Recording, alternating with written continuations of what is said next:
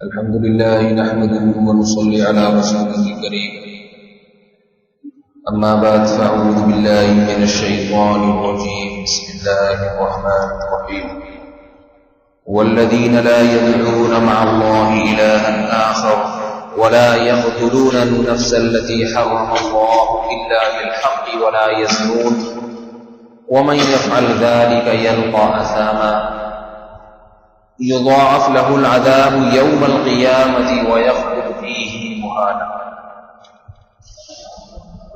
سورہ فرقان کی آیت نمبر 68 اور 69۔ کل کی آیت میں اس بات کا بیان تھا کہ اہل ایمان خرچ کرنے میں اعتدال سے کام لیتے ہیں، افراط اور تفریط کے درمیان میں خرچ کرتے ہیں۔ آج ایک اور صفت بیان کی، لا يدعون مع اللہ الہا آخر، اللہ کے ساتھ کسی اور معبود کو پکارتے نہیں ہیں۔ یدعو کا معنی پکارنا، یہ سمجھنے کی چیز ہے۔ دیکھیے اس آیت میں واضح لفظوں میں بتایا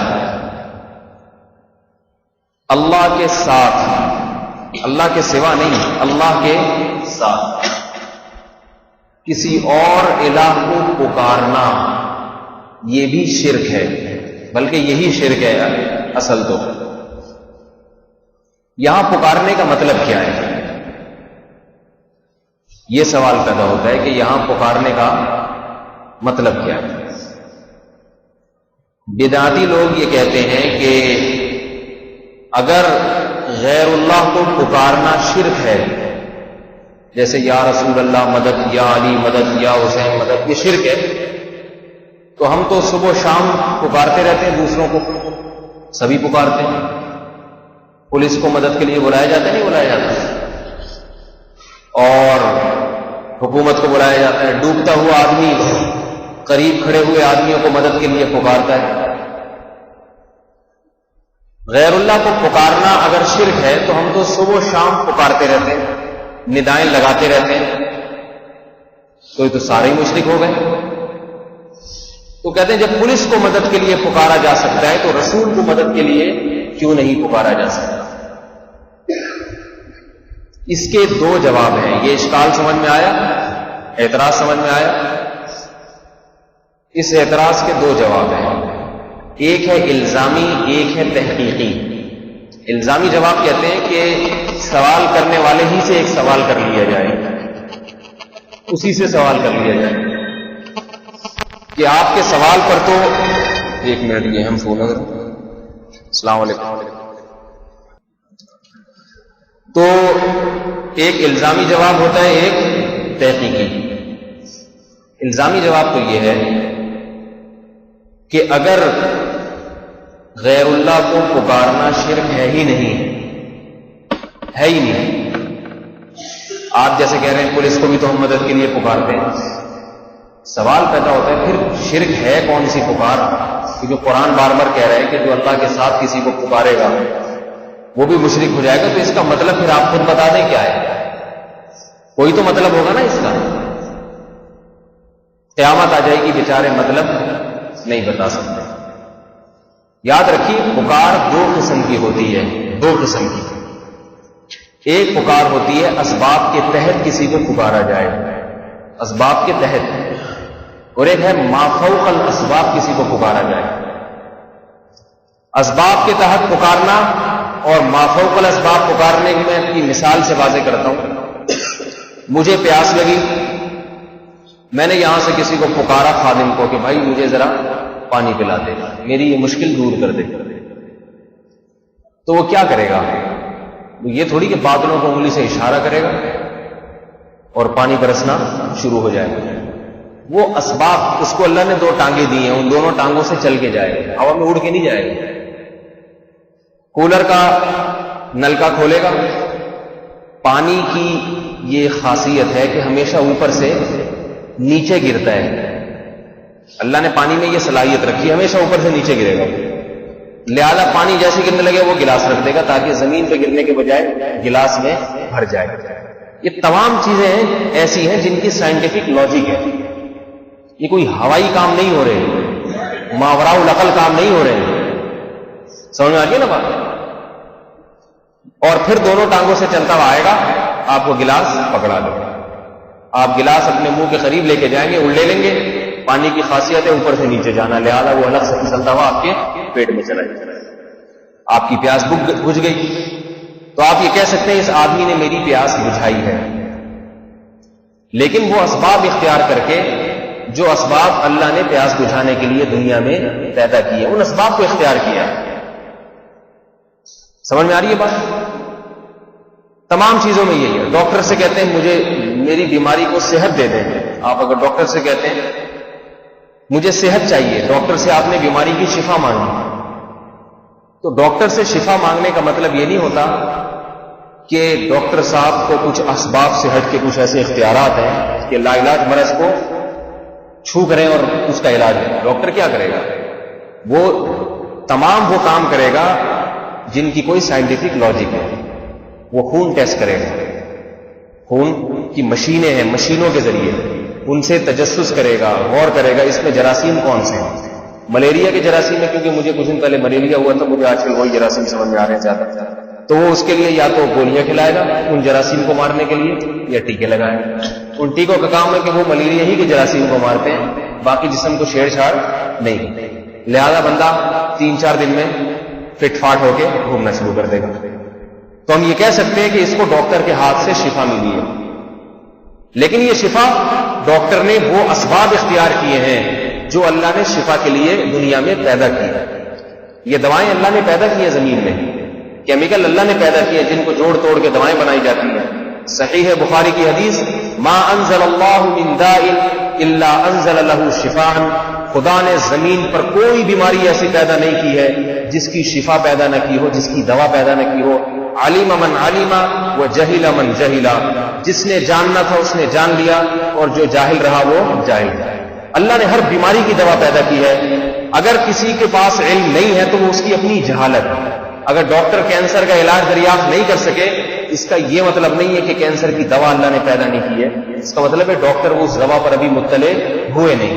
ممکن ہے مستقبل میں دریافت ہو جائے.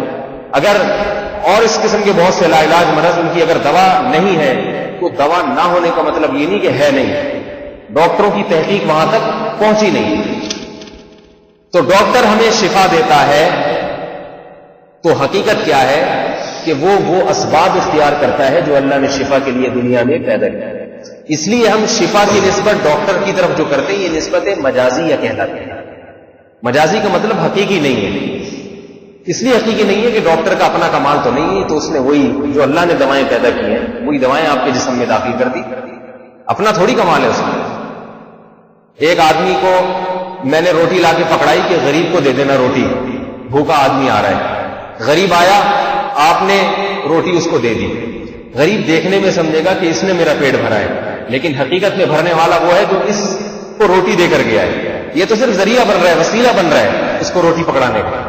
اصل تو میں ہوں جس نے اس کو روٹی دی ہے.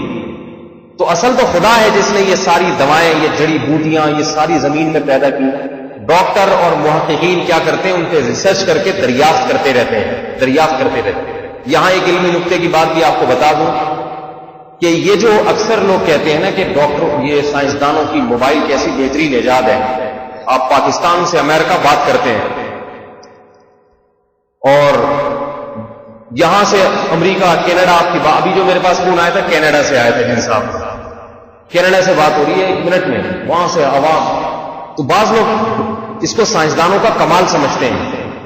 حقیقت میں یہ سائنسدانوں کا کمال نہیں ہے اگر آپ غور سے دیکھیں.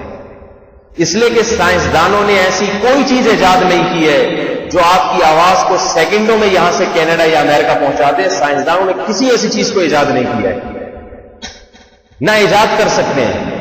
ایجاد کہتے ہیں کسی چیز کو عدم سے وجود میں لانا. کوئی چیز ہے نہیں، آپ اس کو بنا لیا، آپ نے بنایا کچھ نہیں ہے. سائنسدان مطلع ہوتے ہیں کہ اللہ کی بنائی ہوئی چیزوں پر. مطلع ہونے کا مطلب کیا ہے؟ ایک سائنسدان تحقیق کر رہا تھا، اس نے تحقیق میں اس کی یہ بات سامنے آئی کہ کچھ شعائیں، کچھ ریز ایسی ہیں پیدا کی ہیں.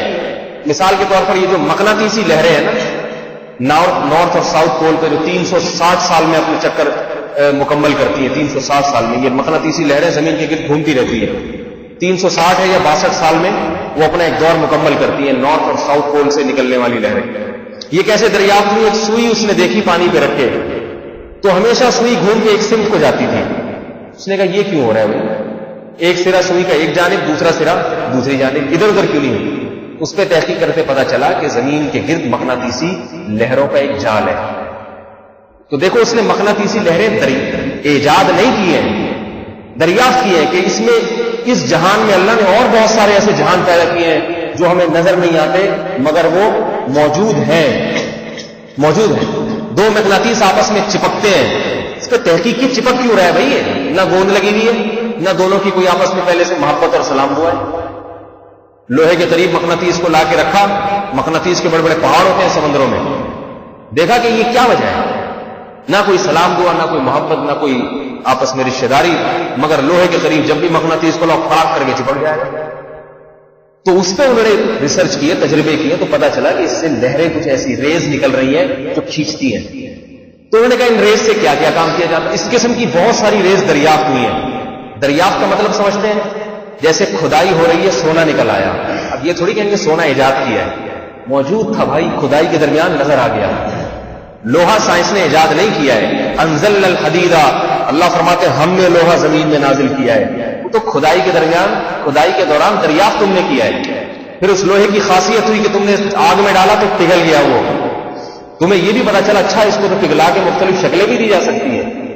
تو یہ ساری چیزیں ایجاد نہیں، ایجاد ہم مجازن کہتے ہیں، یہ دریافت ہے.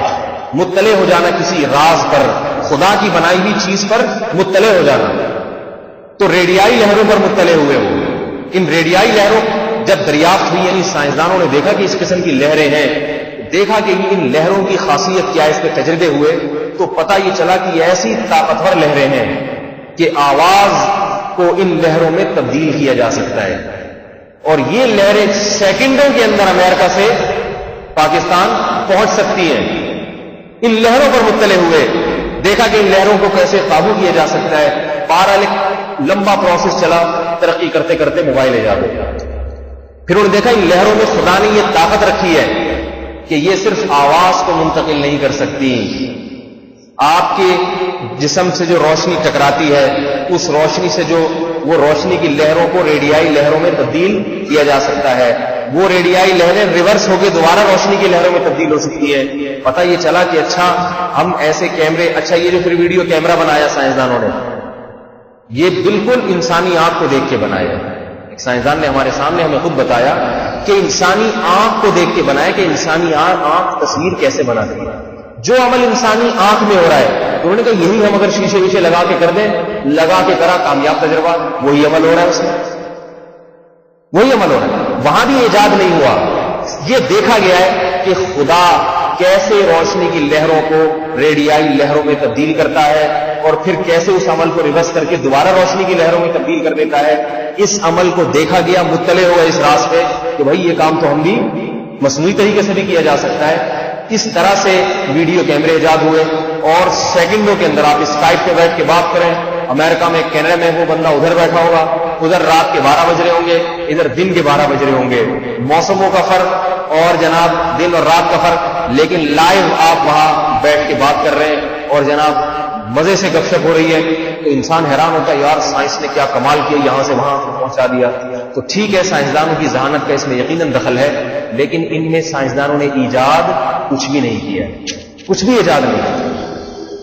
تمام چیزیں خدا نے جو بنائی ہوئی تھی، جو محیر العقول چیزیں اللہ نے آسمان میں چھوڑی ہوئی، عقل کو حیران کر دینے والی. یہ ریڈیائی لہروں کا اتنی جلدی سفر کر کے پہنچ جانا سیکنڈوں کے اندر کسی سائنسدان کا کمال نہیں ہے. یہ لہروں کی طاقت اور قوت ہے جو خدا نے پہلے سے پیدا کی ہے. یہ کسی سائنسدان نے پیدا نہیں کی ہے، آگ اللہ نے پیدا کی ہے.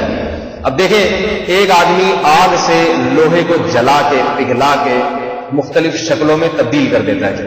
تو اب اگر آپ کہیں یار کتنا طاقتور آدمی ہے، یہ لوہار کتنے طاقتور ہوتے ہیں، لوہے کی پلیٹیں بناتے ہیں، اسلحہ بناتے ہیں، یہ بڑے طاقتور، سے کہا جائے گا یہ طاقتور نہیں ہے، یہ آگ پر مطلع ہو گئے ہیں۔ انہوں نے ایک دفعہ آگ جلتی ہوئی دیکھی، انہوں نے کاغذ ڈالا تو پتا چلا کہ یہ تو کاغذ کو جلا دیتی ہے۔ انہوں نے کہا اس کو اگر مزید ایندھن ڈال کے بھڑکایا جائے تو کیا ہوگا؟ یہ آگ کی طاقت کا اندازہ لگایا کہ بھئی اس کو اگر بھٹی بنا کے جلایا جائے تو صرف کاغذ کو نہیں جلاتی، لوہے، سونے، فولاد کو بھی پگھلا دیتی ہے۔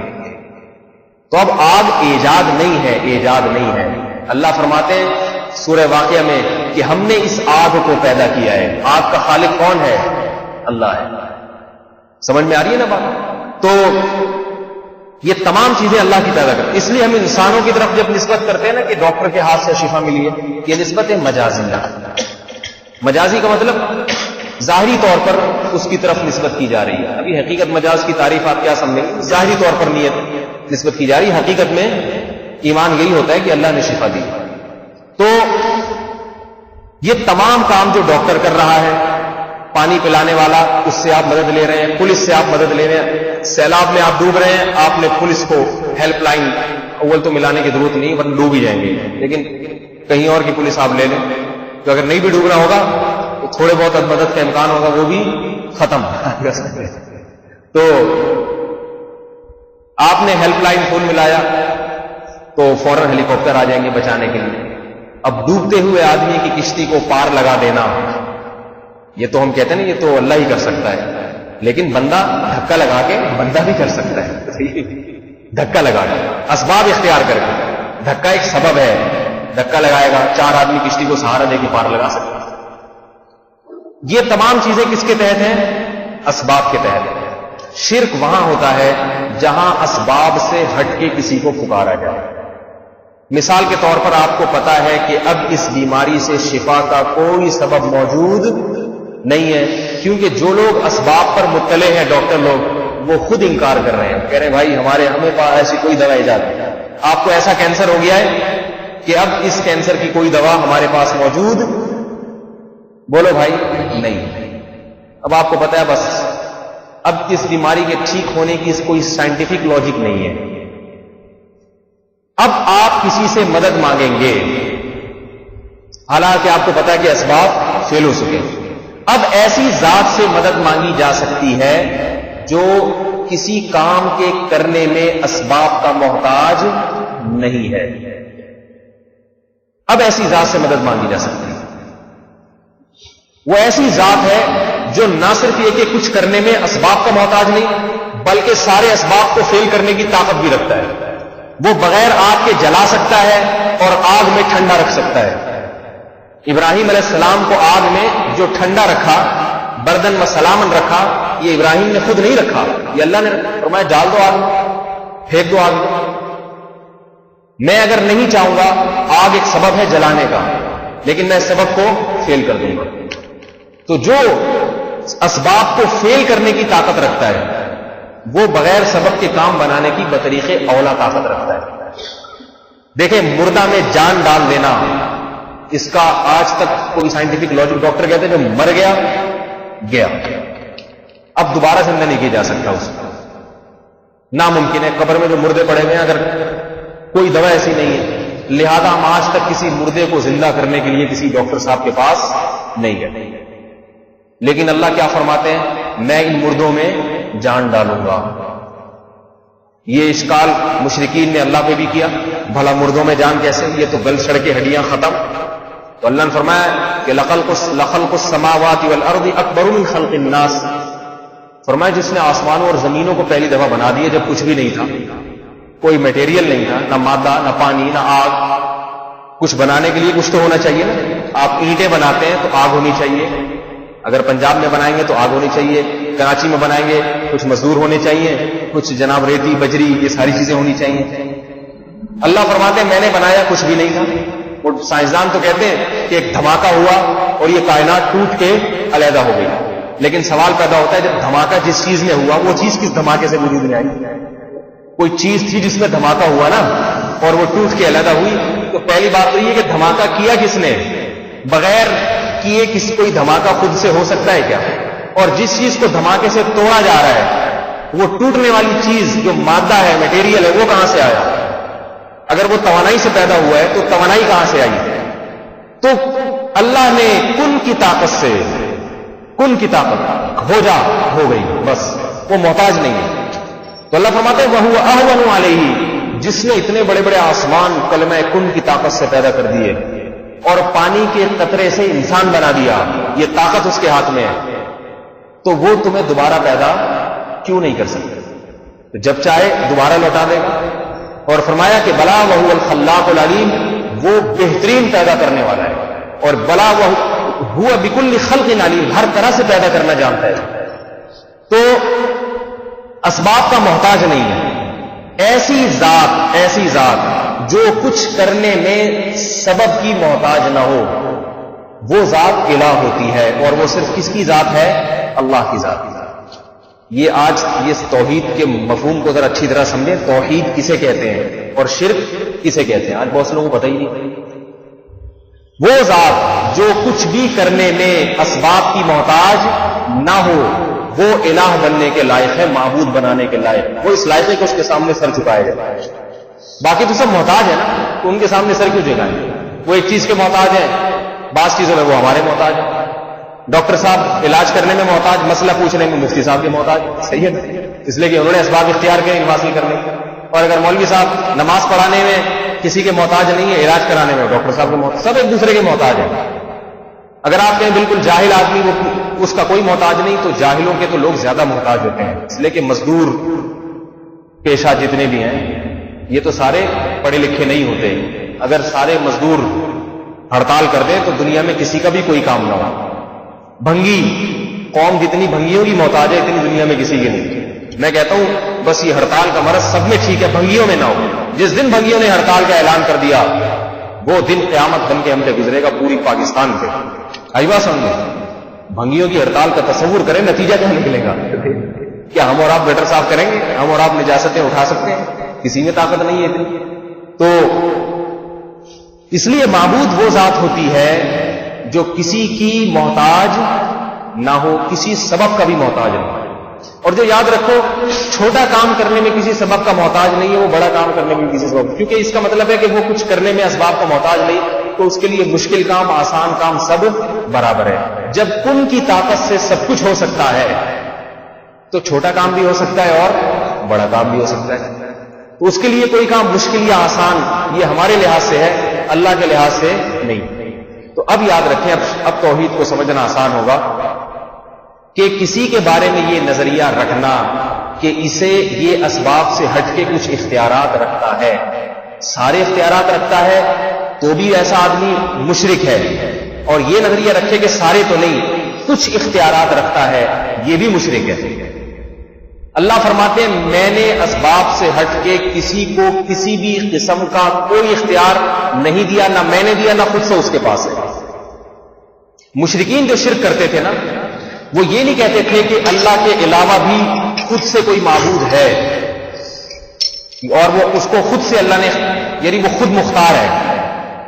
مشرکین یہ کہتے تھے کہ اللہ تعالیٰ نے اپنے بعض نیک بندوں سے خوش ہو کر چند چیزوں کے اختیارات ان کو بھی دے دیے ہیں۔ قرآن میں جس شرک کا بیان ہے وہ یہ والا شرک ہے۔ آج کے جو مشرکین ہیں نا، جب ہم یہ بات کرتے ہیں نا کہ بھئی اسباب سے ہٹ کے اختیارات تو اللہ کو ہیں، لہذا اسباب جب سے انسان مایوس ہو جائے، اس وقت جس ذات کو پکارا جائے گا وہ پکار صرف کس کو کی جا سکتی ہے؟ اللہ کو۔ اللہ کے علاوہ اگر کسی کو پکارا، ایسا آدمی کافر ہے، مشرک ہے۔ اور یہ جو قرآن میں بار بار آتا ہے نا، یدعون لا یدعون مع اللہ، اللہ کے سوا کسی کو نہیں پکارتے، یہاں پکارنے سے مراد یہ والی پکار ہے۔ نہیں آ رہی بات سمجھ میں؟ باپ لوگ کی سمجھ میں ہی نہیں آ رہی تو بات بیان کرنے کا فائدہ کیا ہے؟ ایک دو مثالیں اور دے دیتا ہوں جلدی۔ آج کے بعد پھر میرا بیان ذرا 2-4 دنوں کے بعد ہوگا۔ کل بھی بیان کہیں اور ہے میرا، پرسوں بھی کہیں بیان ہے، اور پرسوں کے بعد کون سی رات آئے گی؟ کل کون سی رات ہے؟ 20ویں رات ہے نا کل؟ یہ 21ویں ہے۔ پہلے 21ویں رات ہے، کل بیان ہے، اس کے بعد ہے 22ویں رات، 22ویں رات کو بھی کہیں بیان ہے، اس کے بعد 23ویں رات، اس میں بھی کہیں بیان پہلے سے بکنگ ہے، اس کے بعد آئے گی 24ویں رات، 24ویں رات کو پھر اس کے بعد میرا بیان ہوگا، پھر 25ویں رات کو بھی کہیں بیان بک ہے، 26ویں رات کو یہاں ختم قرآن ہے ہمارے یہاں، 27ویں رات کو بھی کہیں بیان کی پہلے سے بکنگ ہے، تو اس لیے اب بیانات ایک آدمی میرا ہو سکے گا، اور یہ جو 1-2 راتوں میں جہاں بیان نہیں ہے ان میں بھی ممکن ہے کہ کہیں پہلے سے بکنگ ہو جائے. اس لیے آپ آج تھوڑا شوق اور رغبت سے یہ سوچ کے سن لیں، ہو سکتا ہے مولوی صاحب کو ہم اس رمضان میں آخری دفعہ سن رہے ہوں، نہیں سننے تو 1-8 دفعہ اور شاید سن لیں آپ لوگ، تو ابھی بیانات کا سیٹ اپ جو ہے نا ختم ہو جائے گا. سمجھ آ رہی ہے بات؟ تو یہ توحید کے مفہوم کو ذرا اچھی طرح سے سمجھ لیں. تو اس کی کئی مثالیں ہیں. اب ایک مثال میں اور 1-2 مثالیں اور دے دیتا ہوں. آپ سمندر میں ڈوب رہے ہیں، اللہ نہ کرے، کشتی میں بیٹھے ہوئے یا دریا میں ایک کنارے سے ایک کشتی پار لگا دینا، یہ اکثر نعتوں میں آتا ہے نا، میری کشتی پار لگا دینا، تو یہ کشتی کی پار لگانے کی مثال دیتا ہوں. آپ کی کشتی درمیان میں جا کے اٹک گئی، نہ ادھر جا رہی ہے نہ ادھر جا رہی ہے.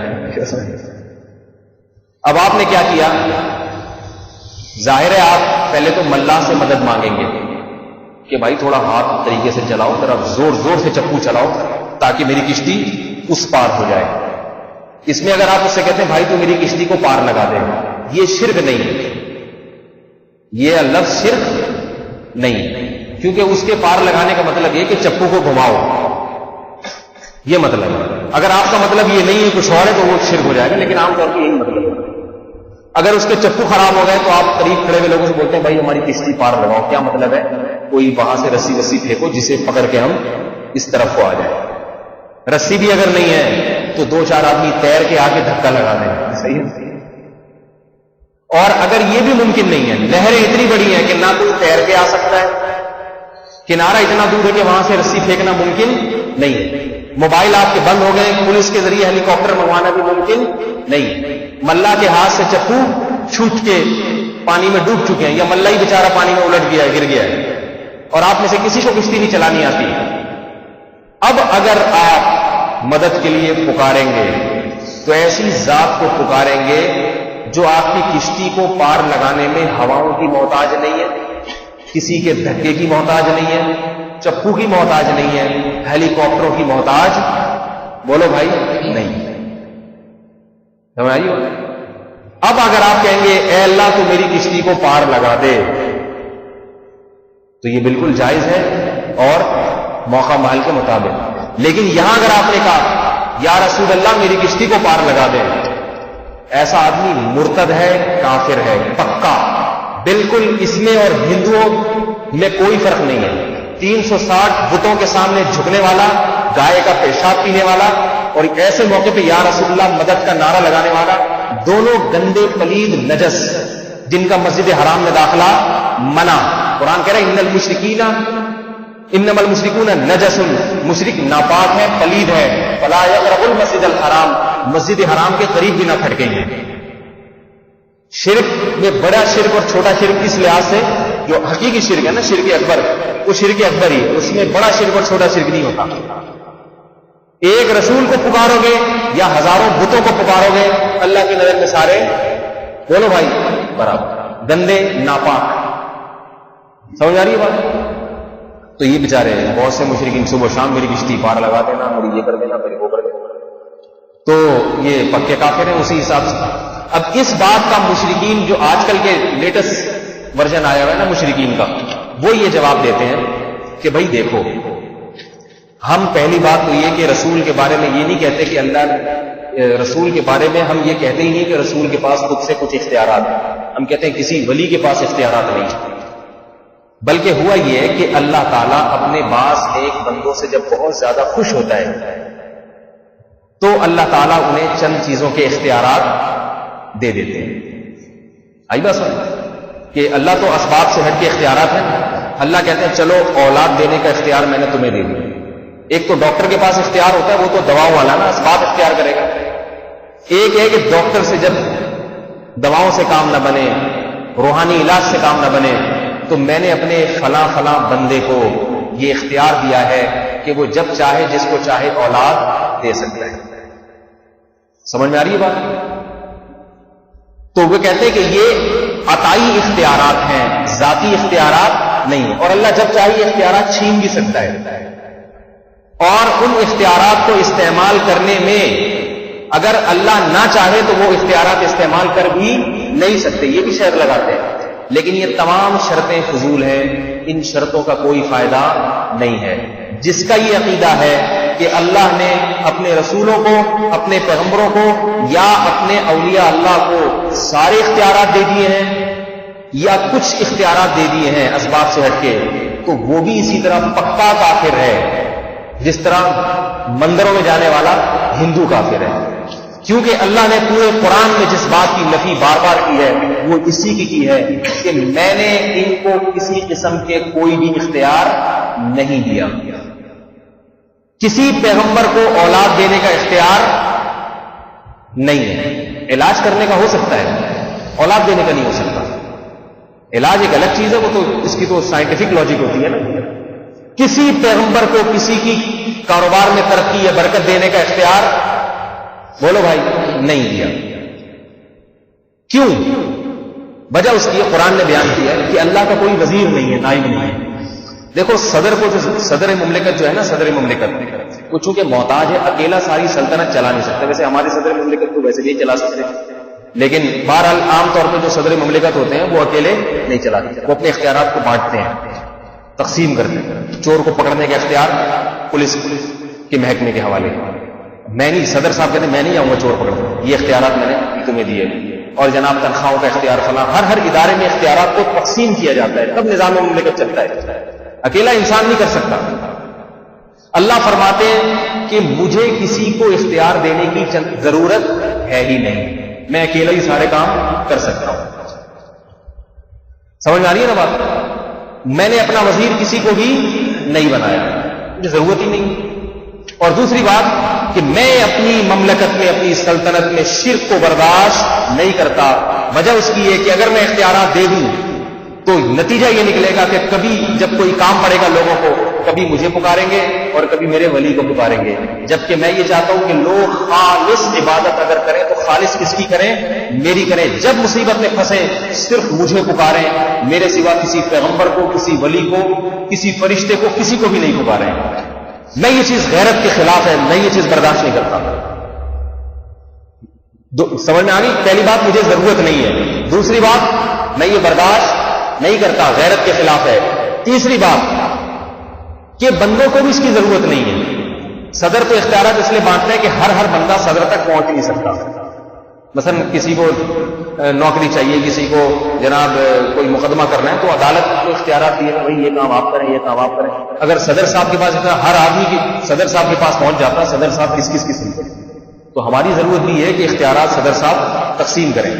اللہ فرماتے ہیں کہ یہاں تمہاری ضرورت بھی نہیں ہے، اس لیے کہ میں ہر ایک کی بات ہر وقت بغیر کسی واسطے کے براہ راست سنتا ہوں۔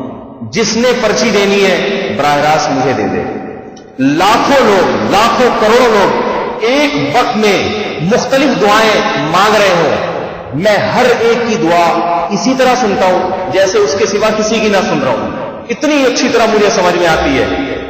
پہاڑوں کے اندر چیونٹی اگر کوئی چل رہی ہوگی، اس کے چلنے کی آواز سنتا ہوں میں۔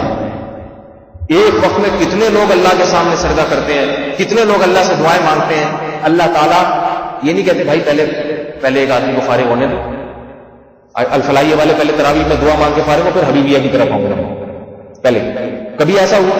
سب پکار رہے ہوں، سب ایک وقت میں کروڑوں لوگ پکار رہے ہوں، ہر ایک کی پکار کو سنتا بھی ہے، سمجھتا بھی ہے، اور بہت اچھی طرح سے سنتا ہے، بہت اچھی طرح سے سمجھتا ہے۔ خلط نہیں ہو۔ جبکہ تمام پیغمبر، تمام اولیاء، کسی کے پاس آپ جائیں، دو آدمی بھی ایک وقت میں بولیں گے نا کیا کہ بھائی پہلے ایک کی سننے تو اس کے بعد آپ پلیز، اس کے بعد آپ کا نمبر ہے، وہ نہیں سن سکتے، صدر بھی نہیں سن سکتا۔ اس لیے اللہ نے کہا کہ مجھے اختیارات تقسیم کرنے کی ضرورت نہ مجھے نہ تمہیں کہ میں اپنے اختیارات تقسیم کروں۔ تم جس نے جس ٹائم جو چیز مانگنی ہو براہ راست مجھ سے مانگے۔ ایک وقت میں کروڑوں لوگ مانگیں گے، میں ہر ایک کی سنوں گا، اور ہر ایک کی ایک وقت میں پکار کا جواب دینے کا مجھ میں طاقت اور قوت ہے۔ آئی بات سمجھ؟ جلدی جلدی اس بات کو میں سمیٹتا ہوں۔ دوسری بات یہ ہے اس اشکال کا بھی مشرکین، آج کل کے جو لیٹسٹ ورژن چل رہا ہے نا مشرکین کا، وہ اس اشکال کا بھی جواب دیتے ہیں۔ وہ پتہ ہے کیا جواب دیتے ہیں؟ کہہ رہے ہیں یہ تو بات ہی غلط ہے، اللہ نے جو اختیارات دیے، نبی کو چاند کے ٹکڑے کرنے کا اختیار دیا تھا یا نہیں دیا تھا؟ نبی نے چاند کے اشارے کیے 2 ٹکڑے ہو گئے. حالانکہ اس کی کوئی سائنٹیفک لاجک ہے؟ بتاؤ بھائی. اس سے پتہ چلتا ہے کہ اسباب سے ہٹ کے اللہ نے پیغمبر کو بھی اختیار دیا ہے. عیسیٰ علیہ السلام مردوں کو زندہ کر دیتے تھے نہیں کر دیتے؟ میرا خیال ہے میں انگلش میں بیان کر رہا ہوں, سمجھ میں نہیں آ رہا آپ لوگوں کو. کرتے تھے نا. قرآن میں جگہ جگہ مردے کو قم باذن اللہ کھڑا ہو گیا بس. عیسیٰ علیہ السلام کوڑ کے مریض پہ ہاتھ پھیرتے بھلا چنگا ہو جاتا. چنگا بھلا ہوتا ہے, بھلا چنگا ہوتا ہے, بہرحال جو بھی ہوتا ہے, چنگا بھلا ہو جاتا تھا یا بھلا چنگا ہو جاتا تھا, ٹھیک ٹھاک. مادرزاد نابینا, مادرزاد نابینا کو آنکھیں دینے کی کوئی دوا ایجاد نہیں, نہ اس زمانے میں ہوئی نہ آج ہوئی. سمجھ آ رہی ہے نا بات؟ تو حضرت عیسیٰ علیہ السلام اس کی آنکھوں پہ ہاتھ پھیرتے, اس کی بینائی لوٹ آتی. اور آگے چلے, روبوٹ تو ایجاد ہوا, اب بھی اتنی ترقی کے بعد ایجاد ہو گیا, مگر روبوٹ میں جان آج بھی نہیں ڈالی جا سکتی. ایسا حساس ہو جائے کہ لطیفہ سنائے تو ہنسے, اور اس کو جناب آپ کوئی غم کی بات سنائے تو روئے. وہ انسان کے بٹن پہ چلتا ہے, روح نہیں ہے اس میں, کیونکہ سائنس ہی کہتی ہے کہ روح نہیں ڈالی جا سکتی. روح نہیں ڈال سکتی, ممکن نہیں ہے, اس کی کوئی لاجک نہیں ہے. حضرت عیسیٰ علیہ السلام کو روبوٹ بھی نہیں بناتے تھے, سادہ پرندہ بنایا چکنی مٹی کا, پرور بنایا, ایسے کر پھونک ماری پرندہ بن کے اڑ گیا. کہتے ہیں دیکھو اللہ نے پیغمبر کو اختیار دیا کہ نہیں دیا. حضرت موسیٰ علیہ السلام لاٹھی کو زمین پہ پھینکتے اور وہ سانپ بن جاتی ہے, بغیر کسی جادو کے, نظر کا دھوکہ بھی نہیں, حقیقت میں اژدہا بن جاتی. تبھی تو جادو کا ایمان لے گئی, تو واقعی بن گئی اژدہا. تو کہتے کیوں نہیں دیے تو ہیں. نبی نے اپنی 5 انگلیاں پانی میں داخل کی اور انگلیوں سے پانی پھوٹ پڑا, صحابہ کی پیاس بجھ گئی. حالانکہ پانی اتنا نہیں تھا, تو اسباب سے ہٹ کے نبی نے صحابہ کی پیاس بجھائی ہے. لہذا ہمیں جب پانی نہ ملے اور پانی قحط پڑ جائے تو ہم بھی پیغمبر کو پکار سکتے ہیں. پیغمبر کو اختیارات ہیں. اس کا جواب سنیں. اللہ رب العزت نے نہ حضرت موسیٰ کو یہ اختیار دیا کہ لاٹھی کو سانپ بنائے, نہ نبی کو یہ اختیار دیا کہ چاند کے 2 ٹکڑے کریں, نہ حضرت عیسیٰ کو یہ اختیار دیا کہ مردوں میں جان ڈالیں, نہ حضرت عیسیٰ کو یہ اختیار تھا کہ جس کی بینائی نہیں ہے اس کی بینائی واپس لوٹا دیں, نہ ان کو یہ اختیار تھا کہ کوڑ کے مریض کو شفا دے دیں. کسی قسم کا کوئی اختیار اللہ نے حضرت عیسیٰ, حضرت موسیٰ, محمد صلی اللہ علیہ وسلم کو نہیں دیا. معجزہ اور کرامت کی حقیقت یہ ہے کہ ہاتھ پیغمبر کا ہوتا ہے, کام کرنے والا 100% اللہ ہوتا ہے. ذرا بھی پیغمبر کے ارادے کا اس میں دخل نہیں ہوتا, ذرہ برابر بھی. اس کے بہت سارے دلائل ہیں. نبی علیہ الصلوۃ والسلام کو اگر زمین پہ بیٹھ کے چاند کے 2 ٹکڑے کرنے کا اختیار دیا ہوتا تو بار بار جب مشرکین مکہ آ کے پیغمبر سے کہتے کہ آپ زمین پہ اشارہ کریں اور نہر جاری ہو جائے, پیغمبر جواب میں کیا فرماتے, هل كنت الا بشرا رسولا, میں تو بشر ہوں, انسان ہوں, مجھ سے ایسی چیزوں کے مطالبے کیوں کرتے ہو؟ میں نے اگر یہ دعویٰ کیا ہوتا کہ میں یہ سب کچھ کر سکتا ہوں تو مجھ سے مطالبہ کرتے. اور بہت ساری چیزوں کے مطالبے کیے, ہر مطالبے کا جواب نہیں دیا. بعض کا جواب دیا, بعض کا جواب دیا, اور وہ جواب اس وقت دیا جب اللہ نے وحی کی کہ آپ اشارہ کریں ہم چاند کے ٹکڑے کر دیں گے. جب اللہ نے کہا کہ نہیں کروں گا یا آپ اشارہ کریں گے میں زمین سے چشمہ جاری نہیں کروں گا, اللہ کے نبی نے نہیں کی. آپ کو بتا تو میری انگلی کے اشارے سے نہیں ہوگا یہ کام. اگر حضرت موسیٰ علیہ السلام لاٹھی کو سانپ بنانے کا اختیار ہوتا تو ہر بار لاٹھی ڈالنے سے پہلے وحی کا انتظار نہ کرتے. قرآن کا مطالعہ کریں, حضرت موسیٰ نے کسی موقع پہ لاٹھی خود سے زمین پہ نہیں ڈالی ہے, کبھی بھی نہیں ڈالی. پہلی دفعہ جب کوہ طور پہ گئے ہیں, قرآن کہتا ہے موسیٰ علیہ السلام سے اللہ نے فرمایا وما تلک بیمینک یا موسیٰ, اے موسیٰ تیرے دائیں ہاتھ میں کیا ہے؟ موسیٰ کو نہیں پتا تھا یہ ایسی ٹیکنیکل قسم کی چیز ہے, اسے زمین پہ پھینکوں گا اژدہا بن جائے گی. فرمایا ہی عصایا, یہ تو میری لاٹھی ہے, اتوکل علیہا, اس پہ میں ٹیک لگاتا ہوں, واہش بہا علی غنمی, درختوں کے پتے جھاڑتا ہوں, اپنی بکریوں کو کھلاتا ہوں, ولی فیہا معارب اخری, اور بہت سارے کام ہیں. یہ نہیں کہا کہ ایک کام یہ بھی ہے کہ اژدہا بنا کے لوگوں کو ڈراتا ہوں, یہ سانپ کھا جاتا ہے, یہ کہیں ذکر نہیں آیا. القیٰ یا موسیٰ, اے موسیٰ ذرا اسے زمین پہ پھینکنا.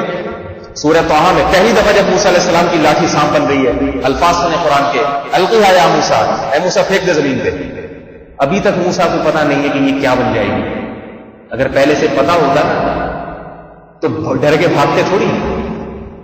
وہ تو بس کہہ رہے ہیں، اللہ تعالیٰ جیسے جیسے کہہ رہے ہیں کرتے چلے جاؤ. القیہا یا موسیٰ، اے موسیٰ زمین پہ پھینک دے. فالقاہا، پھینک دیا. فاذا ہی حیۃ تسعیٰ، ایک تیز رفتار سانپ بن کے دوڑنے لگی. حضرت موسیٰ علیہ السلام خوف سے بھاگے، بھئی یہ سانپ کہاں سے آ گیا. ولم یعقب، پیچھے مڑ کے بھی نہیں دیکھا، پیچھے مڑ کے نہیں دیکھا، ایسے خوف سے بھاگے. اگر اختیارات ہوتے کیوں خوف سے بھاگے؟ کہتے میں نے بنائی ہے، میں جب چاہوں گا لاٹھی بنا دوں. یہ سانپ پالنے والے ڈرتے ہیں سانپوں سے، ان کو پتا ہے ہمارے اختیار، ہم جب چاہیں گے اس کو ڈبے میں بند کر دیں گے، جب چاہیں گے باہر نکال دیں گے. تو موسیٰ علیہ السلام ڈر کے بھاگے. پتا تھا کہ یہ کام موسیٰ علیہ السلام نہیں کر رہے، ان کو تو پتا بھی نہیں تھا یہ لاٹھی بنے گی کیا. ولم یعقب، پیچھے مڑ کے نہیں دیکھا. ہم نے فرمایا اقبل یا موسیٰ ولا تخف، اے موسیٰ ڈر نہیں، واپس پلٹ اور اس کو پکڑ لے، سانپ کو پکڑ لے، ڈر نہیں. سنعیدھا سیرتھا الاولی، ہم اس کو دوبارہ پرانی حالت پہ لوٹا دیں گے، ہم لوٹا دیں گے. یہ نہیں کہ ہم تجھے یہ اختیارات دیتے ہیں کہ جب تو پکڑے گا لاٹھی بنے گی، جب پھینکے گا سانپ بنے گی، ایسا نہیں. موسیٰ علیہ السلام نے پکڑا اس کو ڈرتے ڈرتے، اللہ کا حکم ہے، اللہ کی ماننے میں خیر ہے، پکڑ لیا، لاٹھی بن گئی. اس کے علاوہ اب تو ہونے چاہیے تھا موسیٰ علیہ السلام کو یہ خیال ہو جائے کہ اب تو جب بھی پھینکو سانپ بنے گی، ایسا بھی نہیں ہے. موسیٰ علیہ السلام کو میں نے تھوڑی بنائی ہے، اللہ میں پھینک دوں کچھ نہ بنے، صحیح ہے نا. اس لیے اب کیا ہوا ہے، ہمیشہ اللہ سے پوچھتے تھے. آپ دیکھیں جب جادوگروں سے مقابلہ ہوا تو وہاں بھی قرآن کہہ رہا ہے کہ جب جادوگروں نے رسیاں پھینکی تو سانپ بن کے حضرت موسیٰ کی طرف دوڑنے لگی. فأوجس فی نفسہ خیفۃ موسیٰ، وہاں بھی موسیٰ دل میں خوف زدہ ہوئے. یہ نہیں کہ موسیٰ نے کہا میرے پاس کوئی لاٹھی ہے، یہ تو ایک دفعہ پہلے بھی سانپ بن چکی ہے، ابھی بھی اتنا بڑا اژدہا بنے گی، آ جائے گی، کوئی مسئلہ نہیں ہے. تو پتا تھا بھائی میرے کہنے سے کچھ بھی نہیں ہوگا، اس لیے ڈر گئے. پتہ نہیں اللہ نے مجھے آزمائش میں تو نہیں ڈال دیا، اس لیے ڈر گئے. قلنا لا تخف، ہم نے کہا ڈر نہیں. انک انت الاعلی، اے موسیٰ آج کے دن تو غالب رہے گا. والقی ما فی یمینک تلقف ما صنعوا، سب باتیں بتائی جا رہی ہیں. اے موسیٰ تو اس لاٹھی کو زمین پہ ڈال، تلقف ما صنعوا، جو سانپ زمین پہ تجھے نظر آ رہے ہیں یہ سب کو کھا جائے گی. جب یہ وحی نازل ہوئی ہے، وحی کے الفاظ ہیں، وحی نازل ہوئی، پھر موسیٰ نے اس لاٹھی کو زمین پہ پھینکا. تمام باتیں بتا رہی ہیں. بنی اسرائیل جب بھاگے ہیں سمندر کی طرف اور پھنس گئے، دیکھا پیچھے فرعون آ رہا ہے، موسیٰ علیہ السلام نے فرمایا انما ربی، اللہ مدد کرے گا. خود سے لاٹھی سمندر پہ نہیں ماری، پتا تھا کہ میں تھوڑی سمندر کو توڑ سکتا ہوں، بس سوچنے لگے اللہ نے آج تک مدد کیا، اب بھی کوئی مدد کرے گا. اللہ فرماتے ہیں ہم نے موسیٰ سے کہا ان اضرب بعصاک البحر، اس بحر پہ لاٹھی مارو، لاٹھی مارو. ان کو نہیں پتا تھا ہوگا کیا، فرمایا لاٹھی مارو، اور اللہ نے سمندر کے 12 راستے بنا دیے. تو پیغمبر کی صرف لاٹھی کبھی ہاتھ استعمال ہو رہا ہے تاکہ لوگوں کو پتا چلے کہ یہ میرا بندہ ہے، میں اس کی مدد کر رہا ہوں، دیکھو کیسے کر رہا ہوں، تاکہ لوگوں کو یقین آ جائے یہ واقعی پیغمبر ہے، یہ اللہ کے ولی ہے. یہ بتانے کے کام کون کر رہا ہے؟ اللہ. اللہ نے ذرا بھی اختیار نہیں. یہی تمام معجزوں کا حال ہے. اب آخری ایک اشکال جو مشرکین کرتے ہیں وہ یہ کہتے ہیں نہیں بھائی، اختیارات تو فرشتوں کو بھی اللہ نے بہت سارے دیے ہیں، پیغمبر تو فرشتوں سے افضل ہوتے ہیں. بارش برسانے کے اختیار، ہم کہتے ہیں فلاں فرشتہ بارش برساتا ہے. موت کا فرشتہ لوگوں کی روحیں قبض کرتا ہے.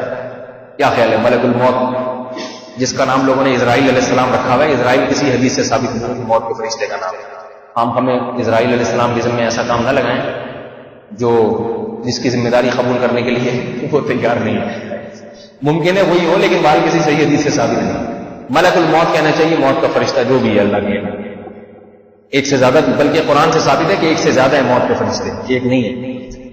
تو اب وہ کہتے ہیں دیکھو بارش برسانے کے اختیار بھی، زمین سے پودا بھی فرشتے نکالتے ہیں، اور بہت ساری چیزوں سے فرشتے ہماری حفاظت کرتے ہیں. لہو معقبات من بین یدیہ ومن خلفہ، بہت سارے فرشتے صبح و شام زمین پہ اترتے ہیں انسان کی حفاظت کے لیے. تو وہ کہتے ہیں دیکھو یہاں بھی اللہ تعالیٰ بادلوں سے، پھر لیلۃ القدر میں بھی فرشتے نازل ہوتے ہیں نا، مختلف قسم کے کام اللہ ان کو دیتے ہیں، جاؤ فلاں کو اولاد دو. جبریل علیہ السلام آئے تھے حضرت مریم کے پاس، آ کے کہا تھا لِأَهَبَ لَكِ غُلَامًا زَكِيًّا، اے مریم میں تجھے اولاد دینے کے لیے آیا ہوں. یہ آیت آج کل کے جو مشرکین لیٹسٹ ورژن جو چل رہا ہے مشرکین کا، وہ یہ آیت بہت پیش کرتے ہیں دیکھو جبریل مریم کے پاس آئے اور کہا کہ میں اس لیے آیا ہوں لِأَهَبَ لَكِ غُلَامًا زَكِيًّا، اے مریم میں تجھے پاکیزہ بچہ دینا چاہتا ہوں، عطا کرنا چاہتا ہوں۔ پتہ چلا اللہ فرشتوں کو بھی اللہ نے یہ طاقت دی ہے کہ حضرت مریم کو نکاح کے بغیر، اسباب کے بغیر اولاد عطا کر دیں، جبریل عطا کر کے گئے۔ سمجھ آ رہی ہے بات؟ تو یہاں بھی ایک بات یاد رکھیں کہ فرشتوں کو بھی اللہ نے اختیارات نہیں دیے۔ فرشتوں کو ایسے کام لیا جاتا ہے جیسے کوئی مالک مزدور سے کام لیتا ہے، مجبور ہو کے، اختیار نہیں ہے۔ اس کی میں ایک مثال دوں آپ کو، جیسے آپ جب قلم سے لکھتے ہیں، کاتب جب لکھتا ہے نا کوئی تحریر قلم سے، تو ایسا نہیں ہوتا قلم کو اختیار دے دے اور کیا بھائی تو الف لکھ لیں اپنی مرضی سے، پھر میں جب آؤں گا تو یہ پورا تحریر مکمل ہونی چاہیے، میں جا رہا ہوں کسی کام سے۔ ایسا نہیں ہوتا، بلکہ قلم اپنے ہاتھ میں پکڑ کے گھمانا پڑتا ہے، جیسے جیسے گھمائیں گے ویسے ویسے وہ لکھتا چلا جائے گا۔ اس میں قلم کا ذرہ برابر بھی اختیار نہیں ہوتا۔ تبھی کوئی تحریر لکھنی ہو تو قلم سے مطالبہ نہیں کیا جاتا، کاتب سے مطالبہ کیا جاتا ہے، رائٹر سے مطالبہ کیا جاتا ہے جس کے ہاتھ میں قلم ہے۔ پتہ ہے یہ قلم خود مختار نہیں ہے، اس کی تھوڑی اس کی چلے گی نہیں، بلکہ مطالبہ کس سے کیا جاتا ہے؟ جس کے ہاتھ میں قلم۔ بھائی جان ذرا آپ اچھی سی بسم اللہ لکھ کے دکھا دیں، کوئی پھول بنا کے دکھا دیں۔ پتہ یہ اس کی اپنی نہیں چلتی، اس کو تو جہاں گھماؤ گے ویسے گھومے گا۔ فرشتے اللہ کے ہاتھ میں ایسے ہیں جیسے کاتب کے ہاتھ میں قلم۔ اللہ ارادہ کرتے ہیں جاؤ کراچی میں بارش برساؤ، فرشتوں کو کہتے ہیں دھکا لگاتے ہوئے ہواؤں کا رخ ذرا موڑو اور دھکا لگاتے ہوئے ان بادلوں کو کراچی کی طرف کر دو۔ سمجھ آ رہی ہے بات؟ اس میں فرشتوں کا اپنا ذرہ برابر اختیار نہیں ہوتا۔ یہی وجہ ہے کہ آج بھی کوئی مشرک کسی فرشتے سے دعا نہیں مانگتا، یا جبریل مدد یا ملائکہ مدد، کبھی نہیں۔ پتا ہے بھائی ان کو اختیار نہیں۔ اور یہ مزدور ہونا یہ پیغمبروں کی شان کے خلاف ہے۔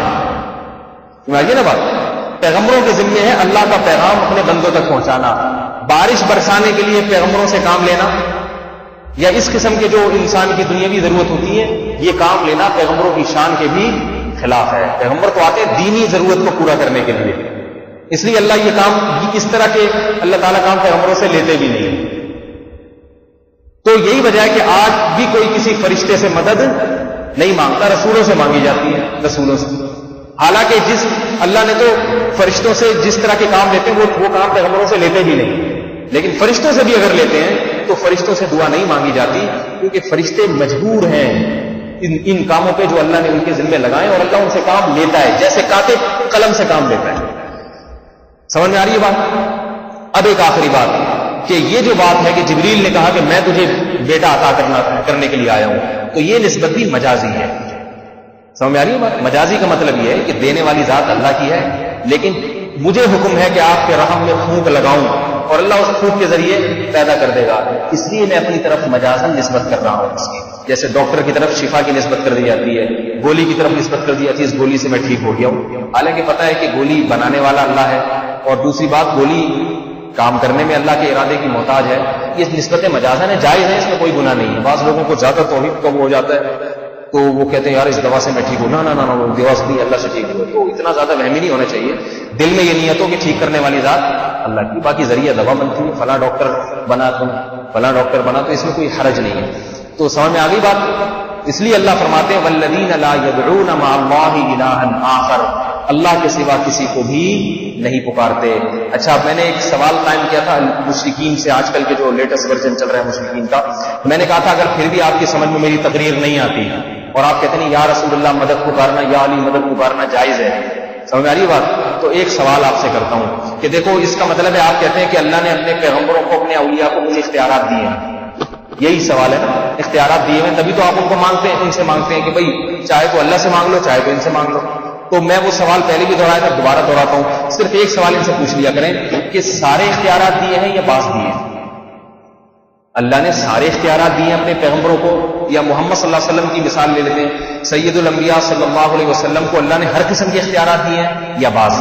اگر وہ کہتے ہیں ہر قسم کے تو ان سے کہیں پھر کوئی آدمی کبھی اللہ سے مانگتا ہی نہیں ہے، ساری زندگی رسول اللہ سے ہی مانگتا رہتا ہے، تو اس میں کوئی گناہ ہے یا نہیں؟ آئی بس امام صاحب کبھی مانگتے ہی نہیں اللہ سے، کہتے ہیں یا رسول اللہ یہ کام بھی کر دیں، یا رسول اللہ یہ میرے گناہوں کو بھی معاف کر دیں، یا رسول اللہ یہ بھی کر دیں، یا رسول اللہ اولاد بھی دے دیں، یا رسول اللہ میرے بچے کی ملازمت دلوا دیں، تو اس میں کوئی گناہ نہیں ہونا چاہیے، کیونکہ جب اللہ نے دیے ہیں تو اس لیے تو دیے کہ آپ بھی میرے نائب ہیں اس معاملے میں. تو اختیارات صدر صاحب ایس ایچ او کو تبھی تو دیتے ہیں نا کہ بھائی یہ چور کو پکڑوانا ہوگا تو آپ کے پاس آ جائے، میرے پاس آنے کی ضرورت نہیں. تو اگر آپ ایس ایچ او کے پاس جائیں، صدر کو غصہ تھوڑی ہے کہ میرے پاس کیوں نہیں آیا، میں نے دیے اس لیے کہ ان کے پاس چلے جاؤ، میرے پاس آ تو برابر ہے سارے. تو اگر اللہ نے سارے اختیارات دیے تو کوئی آدمی کبھی بھی اللہ سے نہیں مانگتا، ہمیشہ پیغمبر سے مانگتا ہے. گناہ ہے یا نہیں؟ اور اگر بعض دیے ہیں، سارے نہیں دیے، تو وہ کون کون سے ہیں ان کی ایک لسٹ تیار کر کے لائیں. قیامت آ جائے گی، عیسیٰ علیہ السلام نازل ہو جائیں گے، امام مہدی بھی تشریف لے آئیں گے، یاجوج ماجوج بھی نکل آئیں گے، لیکن یہ کام مشرکین سے نہیں ہو سکتا. کون کون سے؟ پھر اس کی دلیل بھی دینی پڑے گی نا. ہم تو کہتے کچھ بھی نہیں دیا، کوئی اختیار اللہ نے کسی پیغمبر کو ولی کو دیا ہے ہی.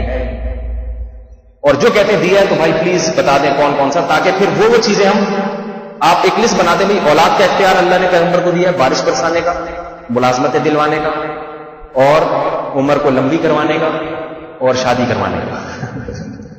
یہ اختیار اللہ نے پیغمبر کو بھی دی، اپنے پاس بھی، تاکہ ہم یہ 5 قسم کی دعائیں پھر ہم بھی فجر کے بعد یا رسول اللہ سے مانگے، باقی ساری اللہ سے مانگے. کوئی لسٹ ہو، وہ پتا تو چلے کون سے دیے کون سے نہیں دیے. تو چونکہ دیے ہی نہیں ہے لہذا مشرکین مر جائیں گے حلوے مانڈے کھا کھا کے، دودھ جلیبیاں کھا کھا کے. اور ربیع الاول میں بریک ڈانس، آج کل تو 12 دنوں میں بریک ڈانس شروع ہو گیا ہے، پہلے ناچ ہوتا تھا، آج کل ڈسکو ناچ شروع ہو گیا ہے.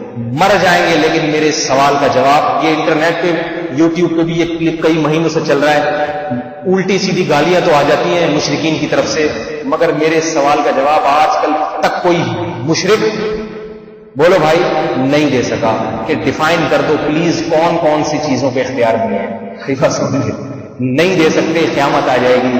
تو میں آج دوبارہ اپنے پیارے پیارے اسلامی بھائیوں سے یہ سوال کرتا ہوں کہ بھائی مجھے آپ سے نفرت نہیں ہے، خدا کے لیے شرک نہ کرو. بدعت کر لو شاید بخشش ہو جائے، لیکن بدعت کا بھی بڑا گناہ ہے. شاید اللہ تعالیٰ گناہ معاف کر دے، چلو توحید پر تو موت واقع ہوئی، لیکن مشرک کی مغفرت نہیں ہے. قرآن میرے سامنے رکھا ہے، اس پہ ہاتھ رکھ کے کہتا ہوں کہ اللہ کی نظر میں بت کے سامنے سجدہ کرنے والا، مٹی کے بنے ہوئے بت کے سامنے سجدہ کرنے والا، اس سے مانگنے والا، یا محمد صلی اللہ علیہ وسلم سے مانگنے والے، دونوں پکے کافر ہیں، دونوں مشرک ہیں، دونوں پر جنت حرام، اور دونوں ہمیشہ ہمیشہ جہنم میں جلیں گے. دونوں محمد صلی اللہ علیہ وسلم کی شفاعت سے محروم رہیں گے. خواہ ساری ساری رات تہجد میں اپنے آپ کو رو رو کے زمین کو گیلا کر دو، خواہ سارا سارا دن نبی کی شان میں نعتیں پڑھ پڑھ کے رو رو کے دیوانے ہو جاؤ، اور آنکھوں میں حلقے بنا ڈالو، اور نبی کی یاد میں مر بھی کیوں نہ جاؤ رو رو کے. لیکن اگر اللہ کے رسول سے مدد مانگنا نہ چھوڑی تو اللہ کی نظر میں ہندو میں، سکھ میں، عیسائی میں، یہودی میں اور ایسے ظاہری مسلمان میں کوئی فرق نہیں ہے. یاد یہ میں نہیں کہہ رہا، یہ قرآن کہہ رہا ہے کہ وَمَن يَدْعُ مَعَ اللَّهِ إِلَٰهًا آخَرَ وَمَن يَدْعُ مَعَ اللَّهِ إِلَٰهًا آخَرَ لَا بُرْهَانَ لَهُ. فرمائے وَمَن يَدْعُ أَفَحَسِبْتُمْ أَنَّمَا خَلَقْنَاكُمْ عَبَثًا وَأَنَّكُمْ إِلَيْنَا لَا تُرْجَعُونَ فَتَعَالَى اللَّهُ الْمَلِكُ الْحَقُّ لا الہ الا هو رب العرش الکریم. ومن يدعو مع اللہ الہ آخر لا برہان له به فانما حسابه عند ربی انه لا يفلح الکافرون. فرمایا ایسے کافر کبھی بھی کامیاب نہیں ہوں گے جو اللہ کے ساتھ کسی اور کو، اللہ کو چھوڑ کے نہیں، اللہ کو بھی یا رسول یا اللہ مدد، دائیں طرف ادھر یا رسول اللہ مدد. تو اللہ تو ایسے ہی مشرکین کا ذکر کرتے ہیں جو اللہ کو بھی پکاریں اور اللہ کے ساتھ دوسروں کو بھی پکاریں. ایسے مشرک کے بارے میں قرآن کہہ رہا ہے انہ لا یفلح الکافرون، ایسے کافر کبھی بھی کامیاب نہیں ہو سکتے. کافر کہہ رہے ہیں اللہ تعالیٰ اس میں. اس لیے پیارے پیارے اسلامی بھائیوں سے گزارش ہے کہ خدا کے لیے اپنے حال پہ ترس کھاؤ، مت جاؤ اپنے ان جاہل مولویوں کے پیچھے حلوے مانڈے کھا کے تمہیں شرک کے راستے پہ جا رہے ہیں. یہودیوں کے جو عالم تھے نا ان کی عادت تھی، قرآن کہہ رہا ہے ان کثیر من الاحبار والرہبان، بہت سے عیسائی پادری اور بہت سے یہودی عالم لوگوں کا مال ناحق طریقے سے کھاتے تھے اور لوگوں سے تورات اور انجیل کی آیات چھپاتے تھے، غلط تعویلات کرتے تھے. یحرفون الکلم عن مواضعہ، بعض چھپاتے تو نہیں لیکن غلط تعویلات کرتے. کہتے انما انا بشر مثلکم کا مطلب یہ صاف مطلب تو میں تمہاری طرح کا انسان ہوں، لیکن اس کی تعویلات دیکھنے میں تمہاری طرح کا انسان ہوں. ویسے تو میں نور ہوں، دیکھنے میں بظاہر کیا ضرورت ہے ان قیدیں لگانے کی. قرآن جب واضح لفظوں میں کہہ رہے ہیں انما انا بشر مثلکم، تمہاری طرح کا میں انسان ہوں، فرق صرف اتنا ہے یوحا الیہ، مجھ پر وحی ہوتی ہے، تم پر وحی نہیں۔ مجھے اللہ نے سلیکٹ کیا ہے تمہاری ہدایت کے لیے، تمہیں سلیکٹ نہیں کیا۔ تمہیں حکم ہے میری اتباع کرو، مجھے حکم نہیں ہے کہ تمہاری اتباع کرو، یہ فرق ہے۔ تو جو ہے اتنا فرق بیان کرو۔ کیوں پیغمبر کو ایسے بنا دیتے ہو جیسے عیسائیوں نے حضرت عیسیٰ علیہ السلام کو بنا ڈالا؟ کیوں پیغمبر کی شخصیت سے کھیلتے ہو؟ کبھی کہتے ہیں نور ہے، کبھی کہتے ہیں بشر نہیں ہے۔ نور ہے، آدم علیہ السلام کو اللہ نے مٹی سے بنایا نہیں بنایا؟ خلقہ من تراب، مٹی سے بنایا۔ محمد صلی اللہ علیہ وسلم آدم کی اولاد میں ہے یا نہیں ہے؟ تو وہ بھی تو مٹی کے ہوں گے۔ آپ کے والد عبداللہ مٹی کے، آپ کی والدہ آمنہ مٹی کی، آپ کے چچا عبد المطلب مٹی کے، پھر محمد صلی اللہ علیہ وسلم کی جتنی اولاد جو جسے سید کہا جاتا ہے آج بھی موجود ہے۔ ممکن ہے اس مجمع میں کوئی سید ہو، جا کے لیبارٹری ٹیسٹ کروا لو، مٹی کا ہے یا نور کا سید، پتہ چلے گا مٹی کا، بھائی گوشت گوشت کا خون کا بنا ہوا۔ تو جب یہ خون کا ہے تو ان کے نانا محمد صلی اللہ علیہ وسلم بھی خون اور گوشت گوشت کے بنے ہوئے انسان۔ خام خام اتنے واضح دلائل کو چھوڑ کے اوٹ پٹانگ قسم کی باتیں، اور جلسوں میں تو آج کل سیرت کے جلسوں میں اتنی حفوات بکواسات جو ہے نا، موضوع من گھڑت کس سے، مائی حلیمہ لے کے چلی یوں ہوا، پھر دائیں طرف پوری برباد، کون بیٹھا ہوا تھا وہاں یہ ساری جو ہے نا وہ منظر دیکھنے کے لیے؟ جو صحیح بخاری میں، صحیح مسلم میں، سیاہ ستہ میں یا سیرت کی مستند کتابوں میں جو واقعات ہیں ان کو نقل کرو۔ لیکن خطیب آج کل اعتدال پہ نہیں رہتے، چاہے کسی مسلک کا ہو، چاہے دیوبندی ہو، چاہے اہل حدیث ہو، چاہے جناب وہ بریلوی ہو، کوئی بھی ہو، وہ کہتا ہے کہ جب تک میں اوٹ پٹانگ باتیں پبلک کے سامنے نہیں لاؤں گا تو واہ نہیں ہوگی۔ زیادہ ہانکتے ہیں، ہر آدمی ہانکتا ہے اوٹ پٹانگ۔ عوام کو چاہیے تھوڑا سا سنبھلے کہ پوچھے پہ آ کے حضرت یہ جو آپ نے بات کی کھوپڑی میں کہاں نہیں رہی؟ تو تقریر کیا کرتے، میں نے کلپ دیکھا، نبی علیہ السلام بہت اچھل رہے تھے اسٹیج پہ۔ نبی علیہ السلام بتاؤں جب پیدا ہوئے سر بھی لگا رہے ہیں، چلو سر تو لگانے میں کوئی حرج نہیں، پیدا ہوئے تو ٹیوب لائٹ کی ضرورت ہی نہیں تھی، کیونکہ آپ کا چہرہ اتنا چمک رہا تھا کہ کمرے میں ٹیوب لائٹ کی ضرورت ہی نہیں۔ اب چھوڑ دی بیٹھے بیٹھے، کوئی جا کے پوچھے کہ بھائی اسی وقت چمکتا رہا یا موت تک اسی طرح چمکتا رہا؟ اگر موت تک اسی طرح چمکتا رہا تھا تو اللہ کے نبی جو اندھیرے میں چراغ استعمال کرتے تھے، ایسا تو کہیں بھی نہیں ہے کہ آپ علیہ السلام نے اپنے گھر میں کہاں کوئی چراغ نہ رکھو یا کوئی آگ نہ جلائے کی ضرورت ہی نہیں ہے، ٹیوب لائٹ سے زیادہ چمک رہا ہوں۔ یہ تعریف ہو رہی ہے، یہ معاذ اللہ پیغمبر کی سیرت کا مذاق اڑایا جا رہا ہے۔ اوٹ پٹانگ باتیں کرنے کی ضرورت کیا ہے لوگوں کے سامنے؟ محمد صلی اللہ علیہ وسلم کی کیا جو قرآن اور حدیث میں تعریف ہے وہ کم ہے کیا؟ وہ کم ہے کیا؟ خود اللہ کے نبی نے اپنی تعریف فرمائی ہے، جو بتایا کہ اللہ نے مجھے 7 چیزیں دی ہیں اور دوسرے پیغمبروں کو فضیلت دی ہے، وہی اتنی زبردست۔ میں تو کہتا ہوں محمد صلی اللہ علیہ وسلم کی جو ایک بات ہے جو آپ علیہ السلام نے فرمایا نا، اللہ نے مجھے پچھلے پیغمبروں پر 7 باتوں کا فضیلت دی، ان میں ایک بات کو بڑی پیاری لگتی ہے، وہ ایسی تعریف کی چیز ہے کہ واقعتاً وہ محمد صلی اللہ علیہ وسلم ہی کا خاصہ ہے۔ ان میں ایک تو نبی علیہ السلام کا قیامت کے دن شفاعت کرنا، یہ اللہ نے اختیار کس کو دیا؟ سب سے پہلے شافع کون ہوگا؟ محمد صلی اللہ علیہ وسلم۔ جب تک شفاعت شروع نہیں کریں گے حساب و کتاب شروع نہیں ہوگا۔ اور فرمایا جعل رزقی تحت ظل رمحی، یہ ایسی بات فرمایا اللہ نے میری روزی میرے نیزے کے سائے میں رکھی ہے۔ میری روزی کس میں رکھی ہے؟ نیزے کے سائے میں۔ یہ شاید آپ کو تو مزہ نہ آئے لیکن یہ ہے بڑا کمال ہے، کسی پیغمبر کی روزی نیزے کے سائے میں نہیں تھی۔ ہمارے نبی کو جو دین دیا گیا، کیونکہ وہ دین پوری دنیا میں غالب کرنے کی ذمہ داری لگائی گئی ہے، اس لیے بتایا کہ آپ کی امت ایسا جہاد کرے گی، ایسا جہاد کرے گی۔ بنی اسرائیل کو ایسے جہاد کا حکم نہیں تھا۔ موسیٰ بنی اسرائیل کے نبی تھے، حضرت عیسیٰ بنی اسرائیل کے نبی تھے۔ پوری دنیا پہ حکومت، پوری دنیا کے لوگوں کو دین میں داخل کرنا ان کی ذمہ داری نہیں تھی۔ آپ کی ذمہ داری بڑی اعلیٰ ہے، قیامت تک آپ کے بعد کوئی نبی نہیں آئے گا، لہذا آپ کی روزی جہاد سے وابستہ کر دی گئی، جہاد سے وابستہ، تاکہ آپ کی امت جہاد کے معاملے میں بخل نہ کرے، پوری دنیا پہ اللہ کے دین کو غالب کرے۔